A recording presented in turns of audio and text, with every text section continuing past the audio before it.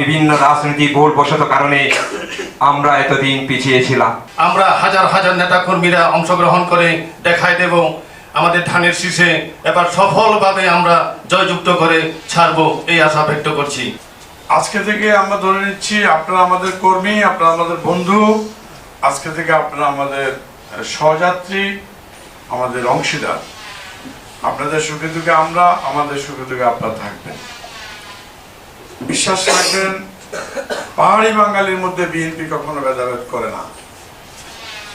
BNP ভেদাভেদ করে না। বিএনপি মনে করে পাহাড়ি এবং বাঙালি আমরা সবাই মানুষ, যার জন্য আমাদের নেতা দেশে ফিরে প্রথম বক্তব্যে বলেছে পাহাড় এবং সমতলের মানুষকে নিয়ে আমাদের সুখে শান্তিতে উন্নয়নে থাকতে হবে। পাহাড়ের নামটা আগে নিয়েছে। তাহলে আমাদের বিএনপির সর্বোচ্চ নেতাই পাহাড়ের কথা স্মরণ রেখেছে। পাহাড় মানে আপনারা, পাহাড়ের মানুষ আপনারা, আপনাদের কথা স্মরণ রেখেছে। অতএব আপনারা কখনো অবিশ্বাস করবেন না যে আমরা আপনাদেরকে বাঙালি পাহাড়ির কোনো ভাগ করি কিনা, চিন্তা করি কিনা, এটা অবিশ্বাস করবেন না। আমাদের সাথে দীর্ঘদিন থেকে কাজ করে এই নেতা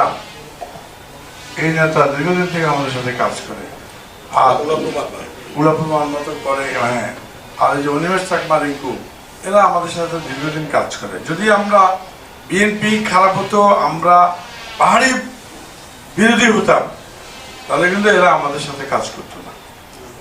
18 বছর আমরা কষ্ট করেছি, খেয়ে না খেয়ে তারা আমাদের সাথে ছিল, আমাদের উপর অনেক নির্যাতন গেছে, কিন্তু ওরা তো বিএনপি ছাড়ে নাই।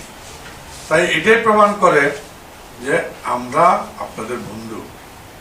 আগামী দিনে আমরা এমনভাবে কাজ করব, আপনাদের সমস্যা আমাদের সমস্যা, আপনাদের উন্নয়ন আমাদের উন্নয়ন, আপনাদের আর্থিকভাবে পারিবারিকভাবে কীভাবে আমরা আপনাদেরকে ইনকাম করার ব্যবস্থা করতে পারি সেটাও আমরা করব। পাশাপাশি আমাদের মধ্যে বন্ধুত্ব, আস্থা স্থাপন করতে হবে সমঝোতার মাধ্যমে। আস্থা, বন্ধুত্ব, ভালোবাসা, সমঝোতার মাধ্যমে, বিশ্বাস স্থাপনের মাধ্যমে আমরা এই পাহাড়ে স্থায়ী শান্তি প্রতিষ্ঠা করব। পাহাড়ে স্থায়ী শান্তি প্রতিষ্ঠা করতে হলে আপনাদের সাহায্য প্রয়োজন।